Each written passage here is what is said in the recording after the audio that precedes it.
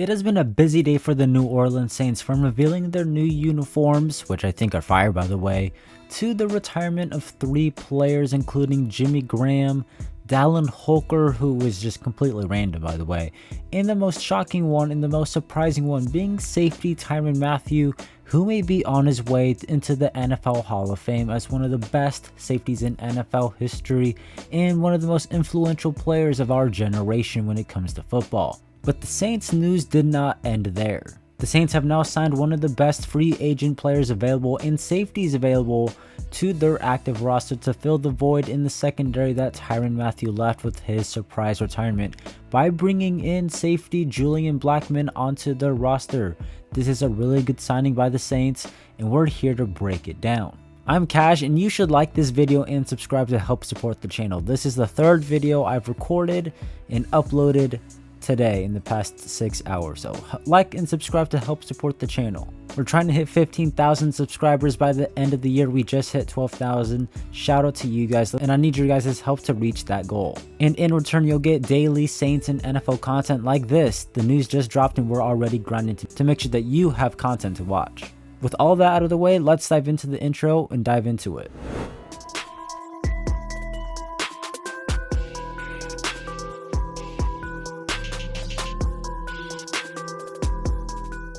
The New Orleans Saints Tuesday night, it was announced, made yet another signing to their roster after making some moves over the weekend. This one though to fill the void of safety Tyrann Mathieu. It was initially reported from Jeremy Fowler that the Saints were working to sign free agent safety Julian Blackman to be the Honey Badger, aka Tyrann Mathieu's replacement, according to Jeremy Fowler. There wasn't anything done, but the sides have been in talks as the Saints were made known of Tyrann Mathieu's decision a few days ago. It wasn't like they were surprised by it today. And Jeremy Fowler, one of the NFL's most respected NFL insiders, says that with Tyrann Mathieu retiring, Blackman is one of the best safeties still available in free agency. Then a little bit later on, Ian Rappaport reported that the Saints found the replacement for the Honey Badger and that they were officially signing former Colts safety Julian Blackman. And this was the Saints' big pre-camp roster move, with training camp starting on Wednesday. So the Saints get one of the better players still available in free agency and safeties to fill a very big void on their defense. Blackman is still only 26 years old. He's still relatively young, which fits the theme of where the Saints team is headed as a whole.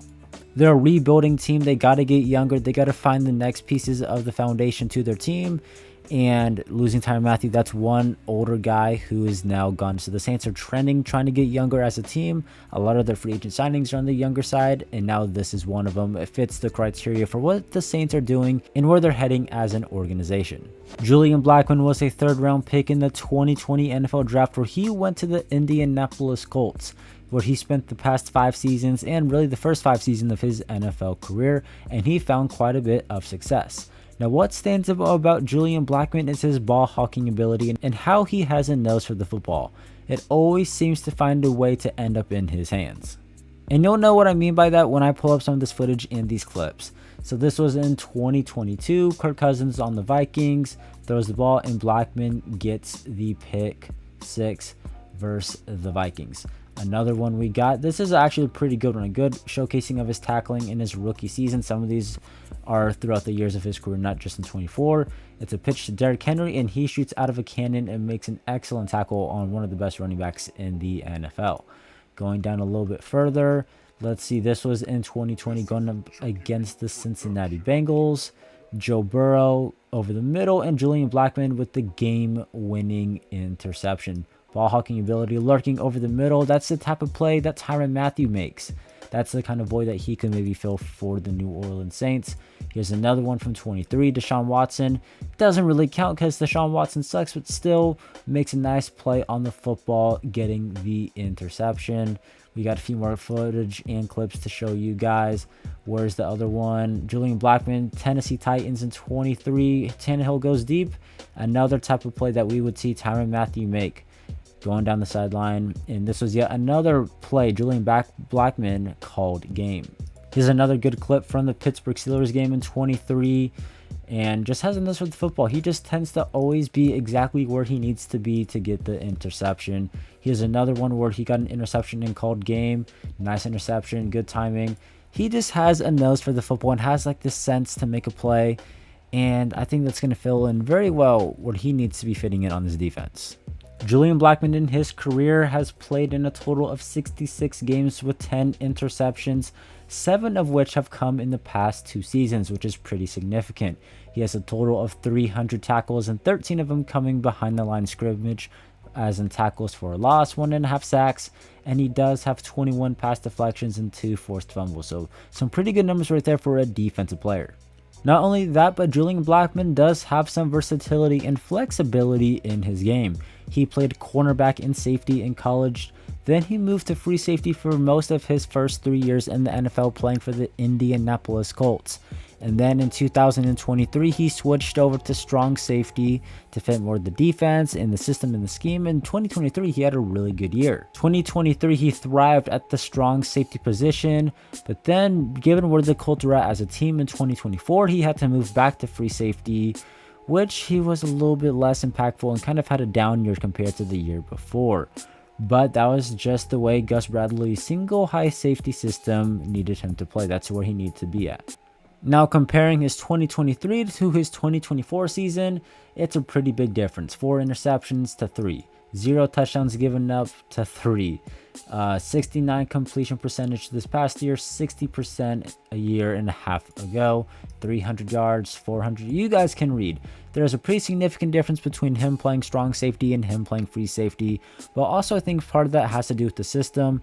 Brandon Staley's defense is going to have the safeties rotating and allow them to look towards the ball and make plays on it. If you've been keeping up with the channel, we've had Jonas Sanker and Elliot Davison come on the channel and talk about Staley's defense and how it's going to allow them to make more plays on the football. A big thing here, though, is the missed tackle percentage rate. This is really high, and the Saints had one of the worst tackling defenses and run defenses in the NFL last year. So that's a little bit worrisome for sure. But if he can get back to his 2023 days, or at least some of it, that would be huge for the Saints.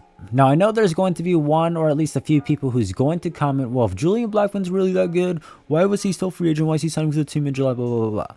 I'm going to get to that. Just give me a second. Last offseason, Julian Blackman was a free agent, but he was disappointed with his market, which was just the safety market in general at the time. Safeties were being cut. Safeties were being traded. Basically, the safeties were becoming the running back of the NFL. No one was treating safeties with any dignity, and they just thought that you could plug and play that position. So with a low market and really a disappointing market, he would re-sign with the Indianapolis Colts on a 1-year deal for less than $4 million, hoping that in 2025 he would be able to sign a multi-year deal with another team, upgrading his value with a big year in 2024.